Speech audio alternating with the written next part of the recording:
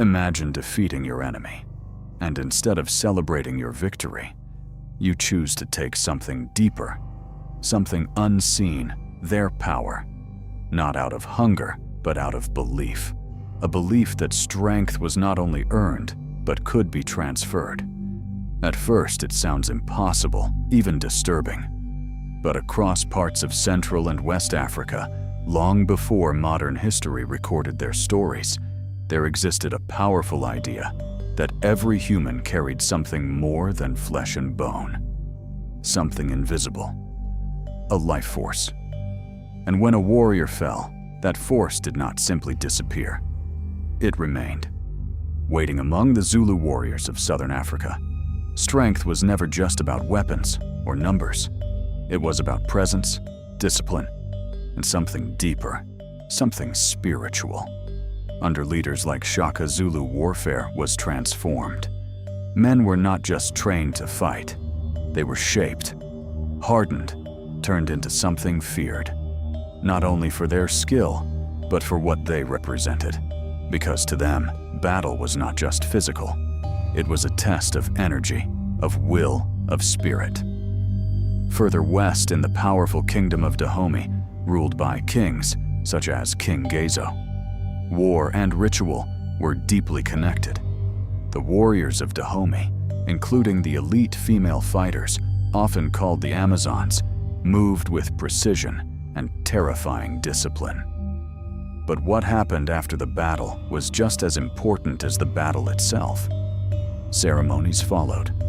Fires were lit, voices rose into the night, and rituals were performed that outsiders would later struggle to understand. Because to those within these cultures, these acts were not savage. They were sacred. They were about connection between the living and the fallen, between strength and legacy.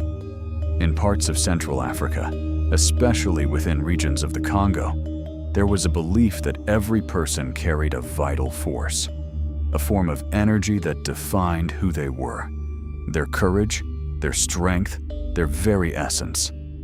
And when they died, that essence did not vanish, it lingered. And in some traditions, it could be claimed, absorbed, carried forward. Not always in the ways later stories would suggest, but through rituals, symbols, and acts that held deep meaning. Then outsiders arrived, explorers, traders, colonial writers, people who observed these traditions from a distance. Without fully understanding them and what they saw, they tried to explain. But what they couldn't explain, they transformed. Stories began to spread, stories of kings who did not just defeat their enemies, but consumed them. Stories of rituals that seemed terrifying to foreign eyes. Stories that traveled faster than truth itself. And as they spread, they changed. Details were lost. Meanings were twisted, and fear began to shape the narrative. Over time, these stories became something else entirely. Legends of rulers. So powerful that even in victory, their enemies were not safe. Of kings who stood over the battlefield, not just as conquerors, but as figures of something far more mysterious. A king who watched in silence, who chose carefully. Not just who would fall, but what would come after, because his warriors did not celebrate. They watched, they understood that the end of battle was only the beginning. Fires rose into the darkness. Smoke carried whisper into the sky, and in the shadows, power was claimed in ways outsiders could never fully understand.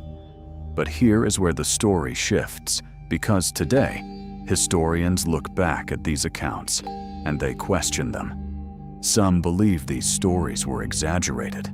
Others believe they were misunderstood, interpretations of complex rituals, and some argue they were deliberately distorted.